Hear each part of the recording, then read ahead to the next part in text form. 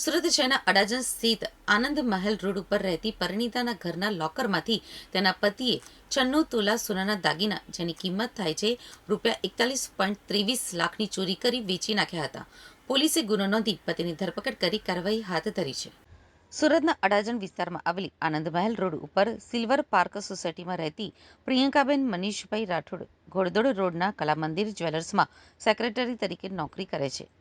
ગત 2017ના વર્ષમાં રાજકોટમાં સમાજના રીતરિવાજ મુજબ પ્રિયંકાના લગ્ન હરિકૃષ્ણ ભગવાનસિંહ પરમાર સાથે થયા હતા.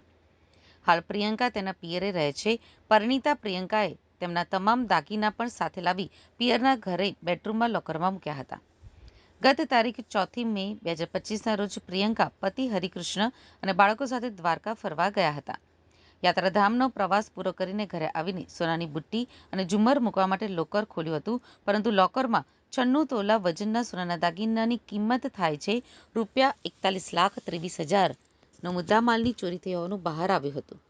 લાખો રૂપિયાની કિંમતના સોનાના દાગીના ચોરી થતાં તેણીએ પોતાના મામા પ્રશાંતભાઈ નકુમને ઘરે બોલાવ્યા હતા.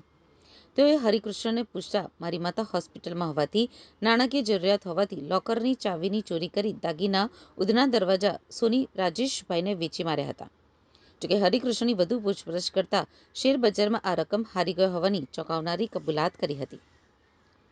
તો બીજી તરફ પ્રિયંકાએ દાગીના કે નાણાંની માંગણી કરવામાં આવતા હરિકૃષ્ણે સોની પાસેથી છોડાવીને લાવી આપવાની વાત કરી હતી. એ પછી શિરડી દર્શન કરવા જવાનું કહીને ઘરે પરત આવ્યો ન હતો. તદુપરાંત તેણે પત્ની પ્રિયંકાનો મોબાઈલ ફોન પણ બ્લોક કરી દીધો હતો. આમ પતિ હરિકૃષ્ણ ભગવાનસિંહ પરમાર વિરુદ્ધ ફરિયાદ નોંધાવી હતી, જેમાં પોલીસે ગુનો નોંધી પતિની ધરપકડ કરી કાયદેસરની કાર્યવાહી હાથ ધરી હતી. વધુમાં પતિના લાખો રૂપિયાના દાગીનાની ઘરના લોકરમાંથી ચોરી કરીને બારોબાર વેચી મારવામાં સંડોવાયેલા હરિકૃષ્ણ પરમારના વધુ કારનામા બહાર આવ્યા છે. જેમાં હરિકૃષ્ણએ ગત નવેમ્બર 2024 વર્ષમાં પત્ની પ્રિયંકાબેનના નામે HDFC બેંકમાંથી રૂપિયા 4.50 લાખની પર્સનલ લોન પણ લીધી હતી.